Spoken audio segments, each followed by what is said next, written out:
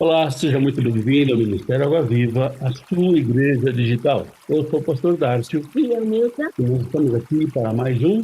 conhecendo mais a palavra de Deus, para que possamos viver todas as promessas que Deus tem para cada um de nós.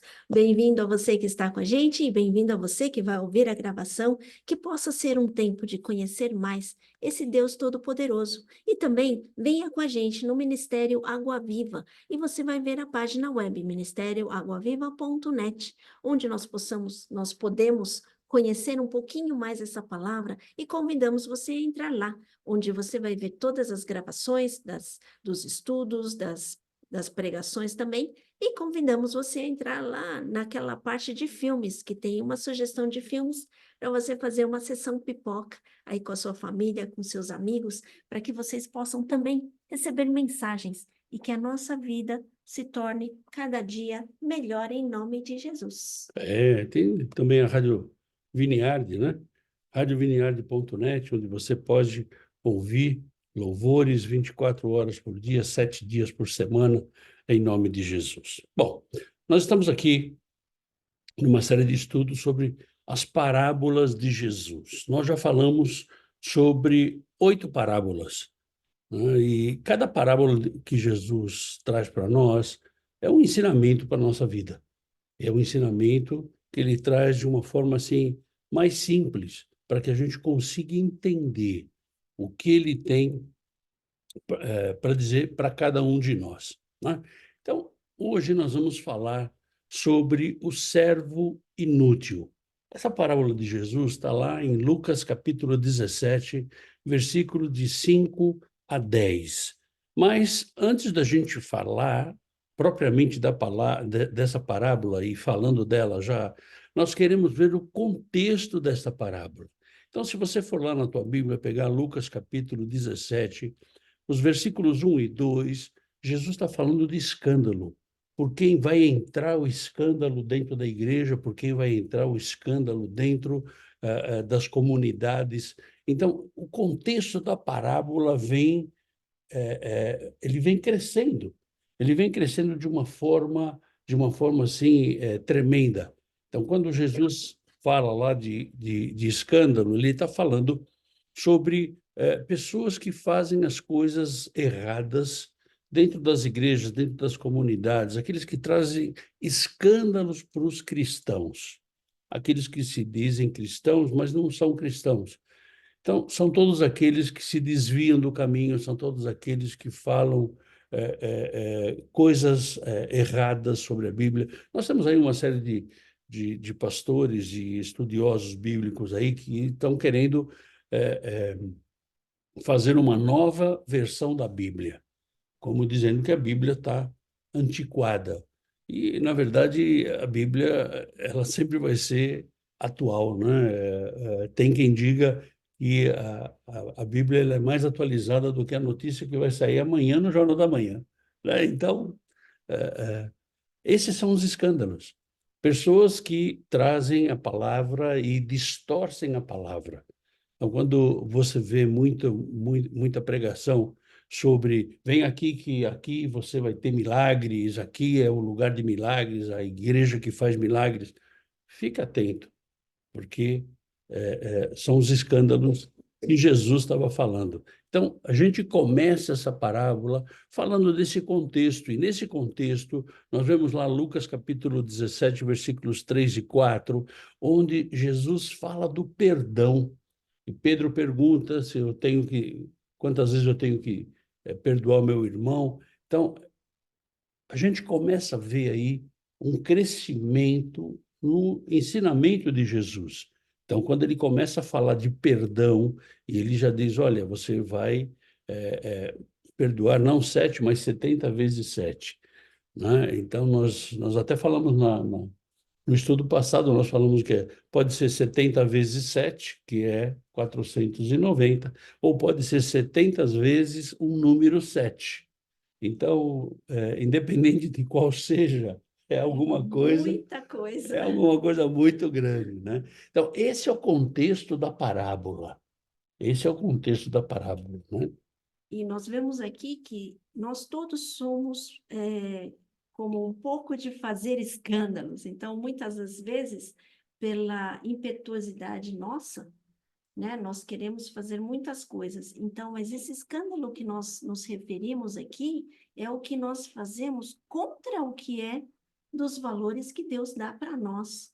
Então, quantas vezes as pessoas podem nos tirar do caminho certo por coisas que não fazem sentido ou que não conhecem a esse Deus todo-poderoso. Então, é conhecer mais a palavra para que a gente possa ter esse discernimento em todas as coisas. Então, isso é uma parábola até pequena, mas, de novo, se nós juntarmos tudo o que nós vemos evoluindo, né, nós vamos começar a ter mais recursos para discernir todas essas coisas. Na verdade, esse contexto da parábola é um ensinamento de Jesus, quando Jesus fala assim, olha, ai daquele por quem entrar o escândalo.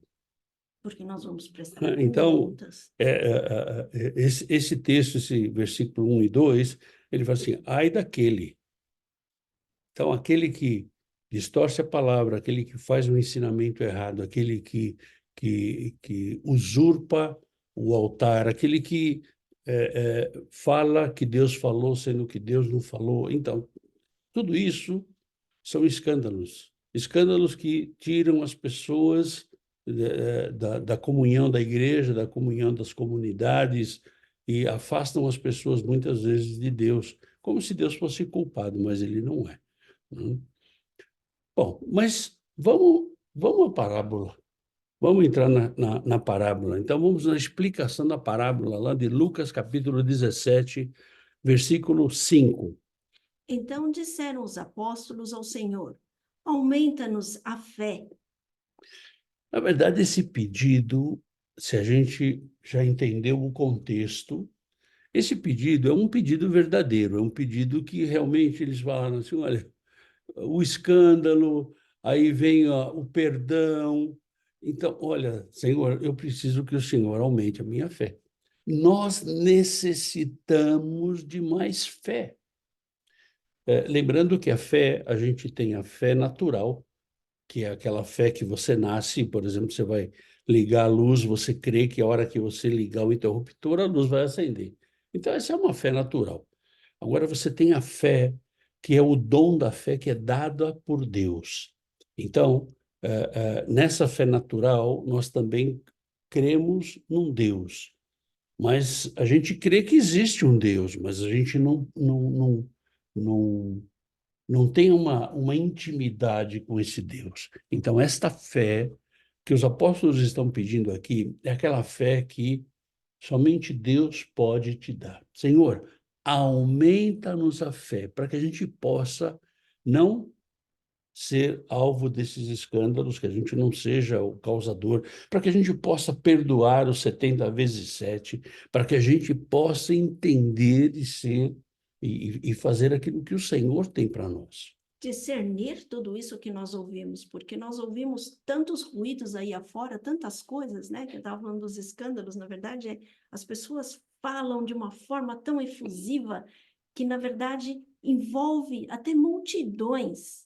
Mas a verdade é como nós podemos ter discernimento, caminhar, ser seguidor do Senhor.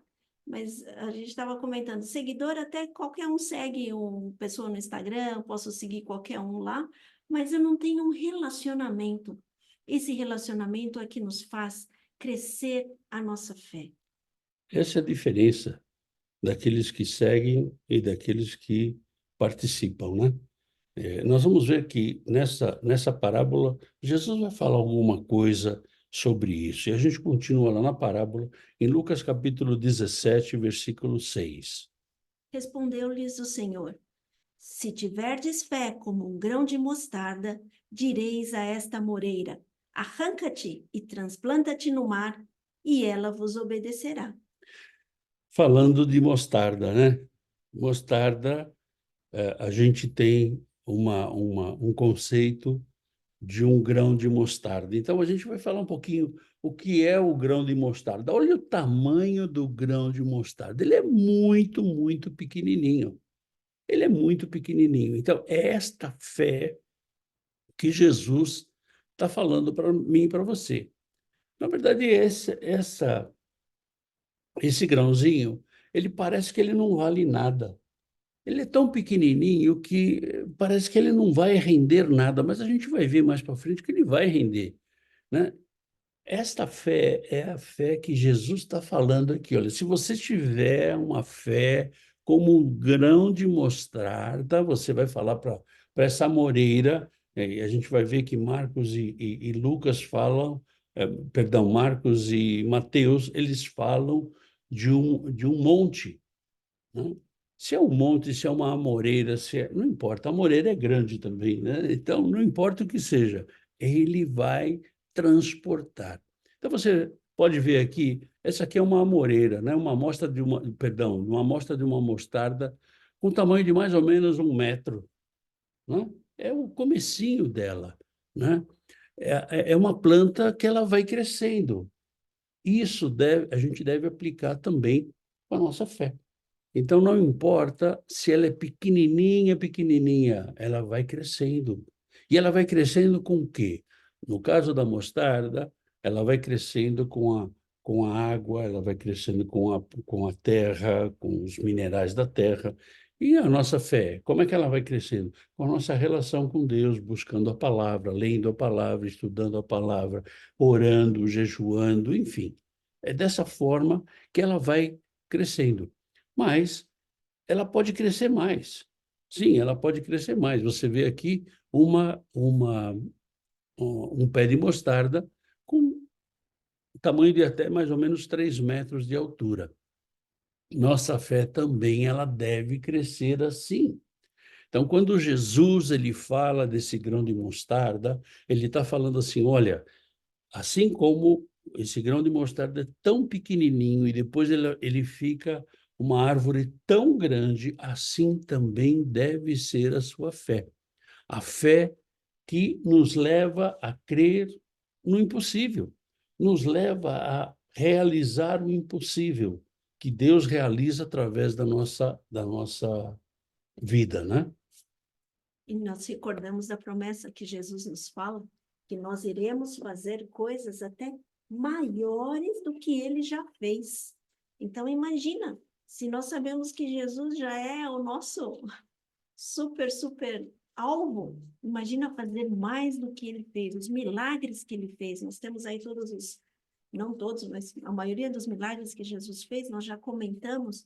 E como é duro, como é difícil, como é o impossível, esse é o Deus maravilhoso que pode nos dar esse poder maior ainda. Então a gente vê aí, né? Eu acho que não é o que nós vemos com os nossos olhos, que é pequeno, mas é a qualidade daquilo quando Deus trabalha na semente.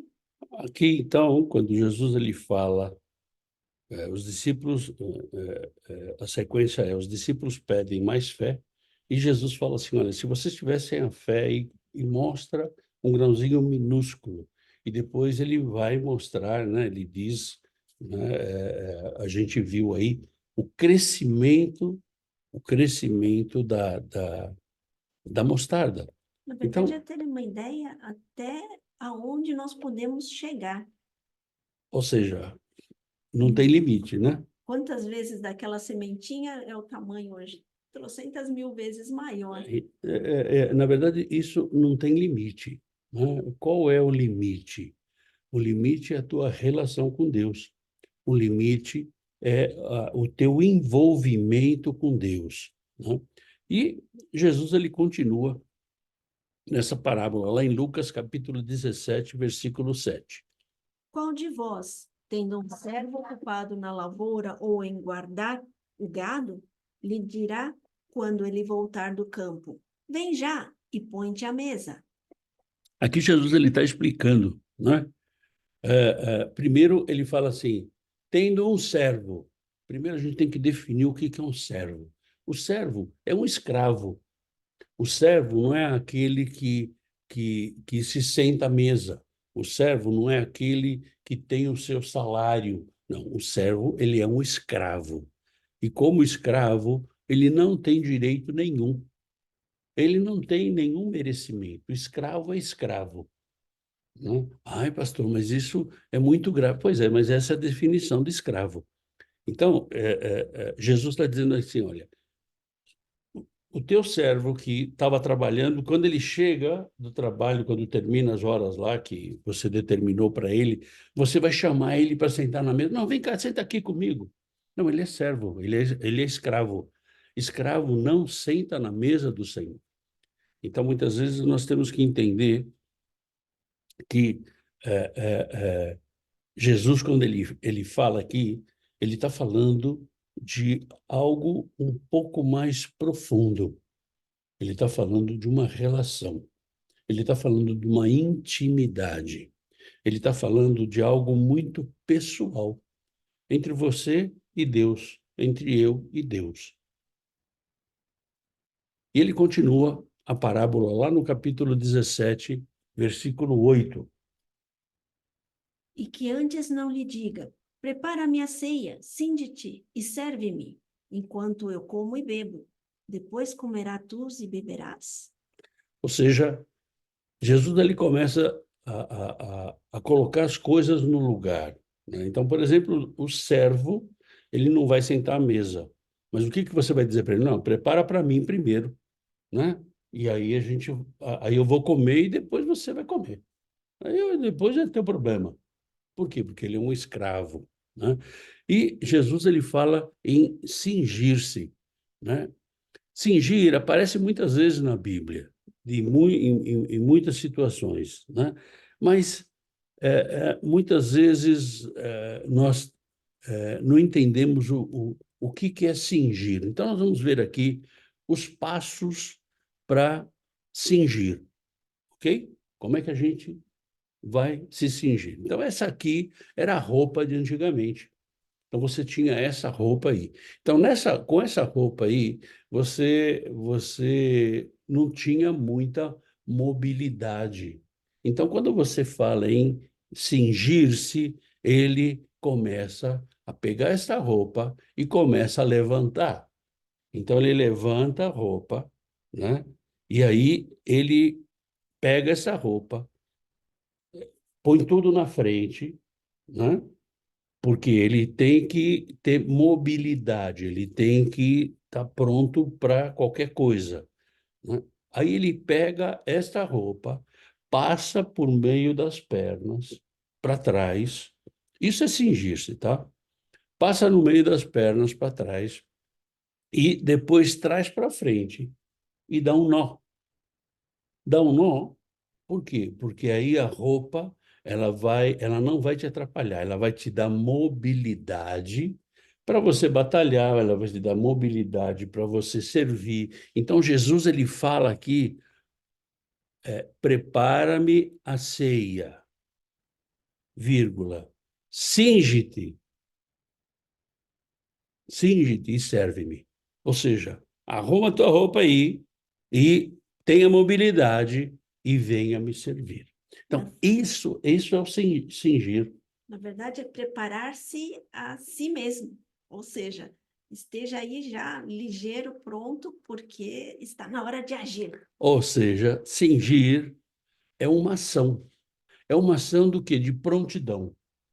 Olha, estou pronto para servir. É uma ação de preparação. Eu estou preparado para servir, eu estou preparado para lutar, eu estou preparado. Cingir é uma ação de disposição. Olha, eu estou preparado, eu estou em prontidão e eu estou disposto. Isso é que é cingir. E preparar-se para o serviço de Deus. Então, quando Jesus ele fala aqui, cinge-te e serve-me, ele tá dizendo para os discípulos assim, olha, esteja de prontidão, esteja preparado, tenha disposição para fazer a obra do Senhor. Se você olhar um pouquinho para trás no início do livro de Lucas, você vai ver que Jesus ele cingiu-se para servir os discípulos. Ele se arrumou para cingir os discípulos. Ou seja, o cingir-se é nós estarmos preparados, nós termos a disposição e a gente ir para frente. para fazer a obra do Senhor. E é isso, é essa relação que Jesus está ensinando para os discípulos. Então, primeiro, eles pediram fé. Depois, Jesus mostrou para eles que a fé deles era muito pouquinha. Então, que ela podia crescer, dependia somente deles, assim como depende de mim e de você, para que a nossa fé cresça. Depois, ele falou da posição do servo. Então, o escravo, ele não vai sentar na mesa junto com o Senhor. E depois ele falou, olha, o escravo ele tem que se cingir, ele tem que estar preparado. Então, se nós somos servos de Deus, agora, agora vem a questão. Muitas vezes nós falamos, eu sou servo do Deus Todo-Poderoso. Ah, é mesmo. Você é servo, você é escravo, você faz tudo o que ele manda, você obedece, você está preparado, você está pronto, você está disposto a fazer a obra do Senhor, independente do que seja. E muitas vezes nós achamos que fazer a obra do Senhor é ser enviado para outro país, né? Não, você começa a fazer a obra do Senhor dentro da tua casa, com a tua família, dentro do teu trabalho. Você não precisa sair de onde você está. Se você tiver um chamado, né, e nós já falamos algumas vezes sobre isso, Deus ele não vai dar um chamado para o marido e outro chamado para a esposa. Então, o marido ele manda para a África, a esposa ele manda para o shopping. Não, não é assim. Deus ele tem um chamado para cada um. E o teu chamado pode ser, olha, fica aí. Como o nosso chamado foi, olha, sai da tua terra, sai da tua parentela e vai para onde eu quero que você vai. Nós estamos aqui. Então, é essa parábola que Jesus está propondo para que a gente possa ser um servo, aprender o que é ser servo. Útil, não inútil. Pois é, nós vamos ver a definição de inútil daqui a pouquinho, né? Nós vamos ver a definição de inútil. O que que é esse inútil, né? Mas nós vemos sempre assim, lembrando que nós estamos aqui, quando nós queremos ser servos do Senhor, é ser escravo, é anular-se a si mesmo a ponto de colocar Deus sobre todas as coisas. Isso aí é o profundo. Ou seja, anular-se a si mesmo. Então, quando Jesus fala assim, olha, se você quer vir após mim, negue-se a si mesmo, tome a sua cruz e siga-me. Ele está dizendo assim, você quer? Então tem que ser servo. Ser servo é ser escravo, sem desejo, sem gosto, só trabalhar em obediência. E servir com gratidão. Servir com gratidão. É isso aí. A gente vai falar um pouquinho sobre esse serviço um pouquinho mais na frente. E ele continua a parábola lá no versículo 9 do capítulo 17 de Lucas. Porventura terá de agradecer ao servo porque fez o que lhe havia ordenado? Aqui Jesus já começa não só ensinando os discípulos, mas ele começa aqui com fazendo uma pergunta contundente, uma pergunta que, olha, o Senhor ele tem que agradecer ao seu servo, ele tem que agradecer ao seu escravo, né? Jesus ele vem aqui nos advertindo sobre a meritocracia, sobre a alta justificação, ou seja, eu sou merecedor. Então, já que eu fiz para Deus, então eu sou merecedor das bênçãos de Deus. E isso não é verdade, porque Jesus ele fala aqui, olha, porventura terá de agradecer ao servo porque ele fez o que ele tinha que ser feito, ou seja, ele fez a obrigação dele. É o que nós vemos muitas vezes hoje, né? Nós vemos as pessoas dizendo assim, não, olha, eu sirvo a Deus, então Deus tem que me dar. Não, Deus não tem que te dar nada. Nós já vimos alguns pregadores dizendo assim, não, Deus tem que te dar. Não, Deus não tem nada para te dar.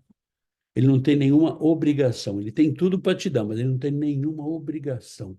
E o que ele te dá não é porque você merece ou porque eu mereço. O que ele dá para você e para mim não é porque nós temos mérito, mas é pela graça dele que ele coloca na nossa vida. Eu acho bonito porque cada parábola que nós estamos vendo vai crescendo o nosso reconhecimento do que é a graça de Deus nas nossas vidas. Porque muitas vezes, por essa soberba, nós achamos que não, porque mereço, então Deus me deu. Ah, não, porque Deus me ama, então Deus vai fazer. Então, isso é um conceito muito falso que as pessoas colocam.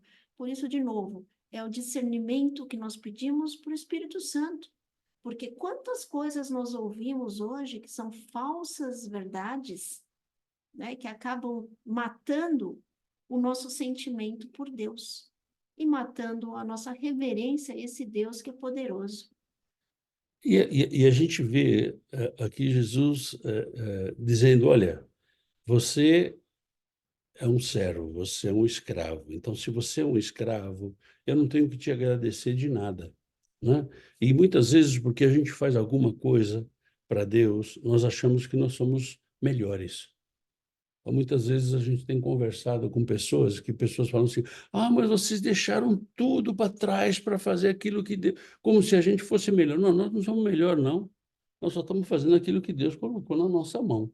E aquilo que Deus colocou na nossa mão, a gente vai seguir fazendo. Tem dificuldades? Tem dificuldades. Tem problemas? Tem problemas. Mas aí nós contamos com a ajuda do Senhor.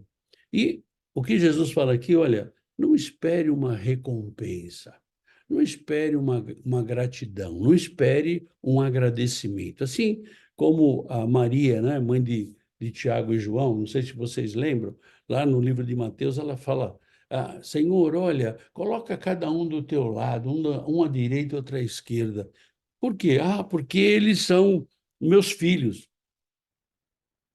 Na verdade, o que Maria estava fazendo aqui, ela estava querendo ter um reconhecimento, que os filhos dela fossem reconhecidos mais do que os outros. E o servo, ele não é reconhecido. O escravo, ele não tem reconhecimento. Ele não pode esperar o reconhecimento. Deus, ele reconhece cada um de nós, ele conhece cada um de nós, ele reconhece o esforço que cada um de nós fazemos. Cada um faz, né? Ele reconhece isso. Agora, entre ele reconhecer e ele ter que me pagar alguma coisa, tem uma distância bastante grande, né? Tem uma distância bastante grande, porque nós temos que entender que ele é Deus e que se você aceitou um dia Jesus como Salvador, você está dizendo assim: olha, ele passa a ser o Senhor da minha vida. E ele, como Senhor, você passa a ser escravo, você passa a ser servo, você passa a não ter mais vontade própria. E aí você vai dizer assim: ah, pastor, mas eu não vou ter mais vontade própria. Não, na verdade, a vontade de Deus ela vai estar acima da tua vontade. Então, se tiver que escolher entre fazer uma coisa que Deus quer e fazer o que você quer, você vai escolher o que Deus quer. Assim, fácil. Então, é mais ou menos assim. Entre você pecar e andar em santidade, Deus quer que você ande em santidade. Então, você não vai pecar. Ainda que você tenha o desejo. Ou seja, a vontade de Deus está sobre a tua vida. Isso nos remete à cena em que Jesus, no Getsemane, ele suava sangue. Imagina o estresse, a disposição dele de saber o que ele ia passar lá na cruz por cada um de nós. E, no entanto, ele ainda terminava falando: Senhor, que seja feita a sua vontade. Isso nos dá que pensar, não? Isso é tremendo, né? Isso é tremendo porque esse ser servo de Deus, ele não te obriga a nada. Ninguém obrigou a Jesus a entregar a sua vida por você e por mim. Ele deu por vontade própria. Ele deu porque era o plano de Deus para que você e eu tivéssemos a salvação. E se a gente vai lá para o Apocalipse, ele diz, olha, eis que estou à porta e bato. Se você quiser, se você aceitar, então abre a porta que só tem maçaneta do lado de dentro. Você abre a porta e eu entro e começo a andar com você. Lá em Apocalipse ele fala, eu cearei convosco, né? Então, é assim, quando você aceita Jesus como Senhor e Salvador, você está dizendo, olha, eu estou renunciando à minha vida, eu estou colocando Deus acima de todas as coisas, eu estou, ou eu passo a ser um escravo de Deus. Escravo de Deus, ou servo de Deus, não é ser servo de uma igreja, servo de uma denominação, servo de um pastor, não é nada disso. É ser servo de Deus. Então, Deus ele vai falar com você, assim como ele fala com os pastores, com os bispos, com os apóstolos, com os semideuses que tem por aí. Deus ele quer falar com a gente, Deus ele quer se revelar para nós. E essa semana nós conversávamos com uma pessoa, né, uma senhora que ela foi batizada com o Espírito Santo. E ela tinha uma alegria tão grande, e ela falava com a gente, pastor, mas o que que é isso? Eu senti um amor tão grande, um amor tão tremendo. Falei, pois é, esse aí é o amor de Deus. Esse é o amor de Deus. Então, Deus ele quer se manifestar na nossa vida, né? Então, quando você fala, eu aceitei a Jesus, você tem que ler as entrelinhas aí. As entrelinhas aí está dizendo, olha, renuncia os teus desejos, ou seja, o desejo de Deus na tua vida, ele passa a ser mais importante do que os teus desejos. E esse renunciar é o nosso caminhar dia a dia, porque a gente não consegue virar a chave e fazer uma só. Voltamos àquilo, estamos no processo e seguindo um processo. Então, a cada dia aprendemos a desapegar das coisas que nos afastam de Deus. E Jesus ele continua, né, encerrando essa parábola, lá em Lucas capítulo 17, versículo 10. Assim também vós, depois de haverdes feito quanto vos foi ordenado, dizei: somos servos inúteis, porque fizemos apenas o que devíamos fazer. Aqui, Jesus ele termina, né, essa parábola nos dando uma lição. Olha, nós não cumprimos a nossa obrigação. Nós não cumprimos a nossa obrigação. Então, nós somos inúteis. Porque, na verdade, sempre nós vamos ter um débito com Deus. Não existe uma relação de patrão e empregado, né, entre Deus e você e eu. Né? Não existe essa relação. Nós deixamos de fazer muitas coisas. Ainda que você fale assim, ah, pastor, mas você teve um chamado e você está aí, está fazendo. Pois é, mas nós deixamos de fazer muita coisa. Verdade, Ney? Muitas vezes a gente conversa, a Neuza e eu, e falamos assim, poxa vida, parece que a gente não está fazendo nada. Apesar de estar fazendo muita coisa, Senhor, mostra aí. O que mais que a gente tem que fazer? E a gente vai andando e vai caminhando, e Deus vai mostrando para nós, né? E quando Jesus fala aqui, dizei, somos servos inúteis, esses servos inúteis não é que é um servo que não presta para nada, né? Normalmente o que a gente fala de inútil é que não presta para nada, mas é um servo que não cumpriu o que foi proposto. Deus colocou alguma coisa na tua mão e você simplesmente não cumpriu.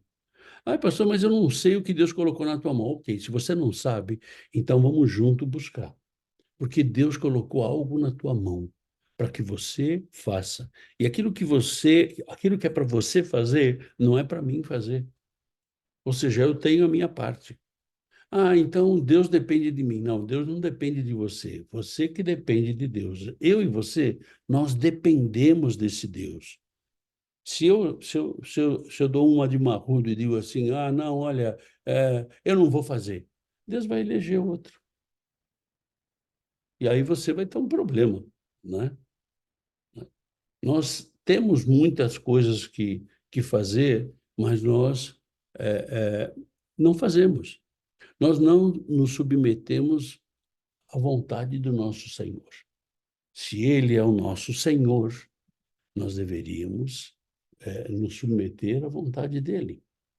Então, quando ele fala aqui de servo inútil, não é um servo que não presta para nada. Inútil é aquilo que você vai jogar fora, que é lixo. Não, não, não. Ele está dizendo assim, olha, você tem que cumprir aquilo que você se propôs. E você vai me desculpar, mas quando você aceita Jesus, você está dizendo, olha, eu me proponho a ser servo, eu me proponho a ser escravo, eu me proponho a estar debaixo da vontade de Deus na minha vida. E quando Jesus está falando aqui sobre o servo inútil, é que você ou eu, nós não cumprimos a nossa parte. Eu aceitei a Jesus, mas eu não cumpri o proposto. Na verdade, nosso Deus é um Deus de milagres, né? Ele pode fazer de tudo. Na verdade, não precisaria de cada um de nós, mas ele deixa a parte em que nós temos que fazer. E o que nós temos que fazer, com certeza. Tem um autor, eu não lembro quem, mas que falava assim: a parte de Deus é fazer um milagre. Agora, a nossa parte, Deus não vai mexer uma unha para fazer aquilo que é a nossa parte. Então, nós temos que buscar o que é essa parte que nós temos que fazer. Né? E, de certa forma, eu estou lembrando agora assim, né? Falei, puxa vida, Jesus pagou um preço tão caro pelas nossas vidas, não foi para fazer qualquer coisinha, né? Ele dá o dom da fé, não foi só para ficar na sementinha da mostarda. Eu acho que Ele quer a árvore, né? ele quer árvore, Ele então quer a árvore. vamos caminhar aí para que possamos ser esses instrumentos, essa árvore bonita que dê glórias a esse Deus Todo-Poderoso. Agora, como toda parábola, né, ela tem algumas lições que a gente tem que aprender, né? Então, a primeira lição é falar sobre a nossa verdadeira intenção. Foi a tua motivação para você aceitar Jesus? Ah, não, eu aceitei a Jesus porque meu pai foi lá, meu irmão, meu marido, minha esposa, meu primo. Não. Qual foi a tua motivação para aceitar Jesus? Nós estamos comprometidos de verdade com esse Deus. Então, nós temos que estar sempre revendo alguns conceitos, porque o que nós vemos é que muitos cristãos, eles são movidos por coisas, coisas que não são verdades. Eles são movidos por tá me faltando a palavra, mas é como se fosse o modismo. Ele é movido pelo modismo. Então, a moda é falar glória a Deus, aleluia, então ele fala glória a Deus, aleluia. Ele não sabe o que ele está falando, mas a moda agora é orar em línguas, então ele começa a falar um monte de bobagem lá, mas ele não sabe o que ele está falando. Então, Deus espera que nós estejamos comprometidos com Ele, né? E Ele fala, né? Não no fazer, e sim como fazer. E aqui a gente tem alguns exemplos, né? Por exemplo, a oferta da viúva. Chegou lá o publicano e jogou lá um monte de moeda, e chegou a viúva com 3 moedinhas, e Jesus disse que essa era a melhor oferta, né? A oração do fariseu e do publicano, né? O fariseu estava lá, Senhor, porque eu sou bom para chuchu e tal, e o publicano de rosto em terra. Não é no que fazer, e sim como fazer. A oferta também de Caim e Abel. Não é por que Deus aceitou a oferta de um e não aceitou a oferta de outro? Porque uma coisa que Deus conhece é o nosso coração, é como nós entregamos. Então a viúva entregou lá as 3 moedinhas dela, né? Que era tudo que ela tinha, ela entregou de coração. O que o outro entregou lá, ele entregou um saco de dinheiro, mas Ele entregou porque ele queria aparecer ali. A própria oração, né, do fariseu e do publicano, o fariseu, ele orava dizendo que ele era bom para chuchu, que ele era fantástico, e o publicano não, Senhor, olha, eu não mereço a tua graça, eu não mereço o teu amor, me perdoa. A oferta de Caim e Abel, igual, né? Qual é a intenção do nosso coração? Qual é a intenção que eu tenho de ser um servo de Deus? Qual é a minha intenção? E nós não podemos esconder nada de Deus. Muitas vezes a gente fala assim, ai, eu vou fazer isso por causa disso, por aquilo, ou barganhar esse amor de Deus, mas Deus vê a qualidade. Então, é a intenção, né? Como nós estamos, a nossa motivação de fazer isso. A gente não esconde de Deus, né? E o que Jesus ele fala aqui também nessa parábola é que nós como servos, nós como escravos, a gente não tem que buscar nenhuma recompensa. Por quê? Porque o servo não tem salário. Eu não tenho nenhuma recompensa. Eu não tenho salário. A minha relação com Deus não é uma relação de empregador e empregado. A minha relação com Deus é uma relação de amor, é uma relação de misericórdia, uma relação de eu me entrego porque eu sei que Ele vai cuidar de mim. A minha relação com Deus não é uma relação de reivindicar pelos serviços prestados. Eu fiquei até às 3 da manhã fazendo um aconselhamento, então, Senhor, você tem que me pagar aí mais, porque é adicional noturno, alguma coisa assim, né? Eu não tenho que ficar esperando que Deus me elogie, né? Servo inútil é igual a servo sem merecimento.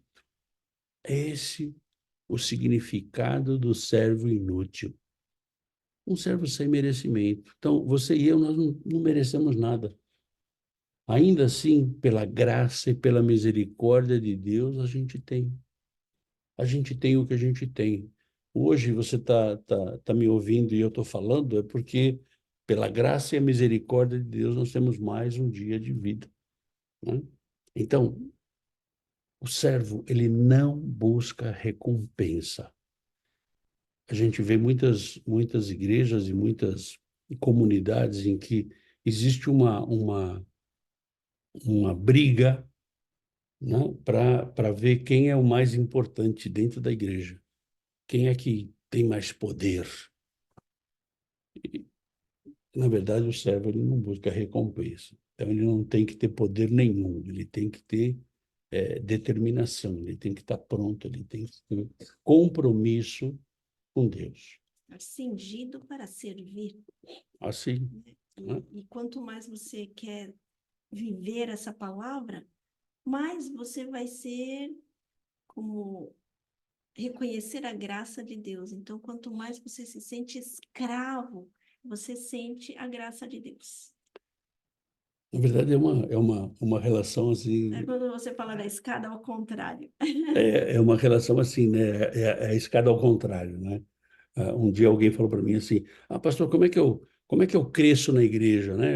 Quais são os patamares para eu chegar no top da igreja? Pois é, só que a escada de Deus é ao contrário, né? Ela não sobe, ela desce. E na ponta da escada, lá embaixo, está Jesus.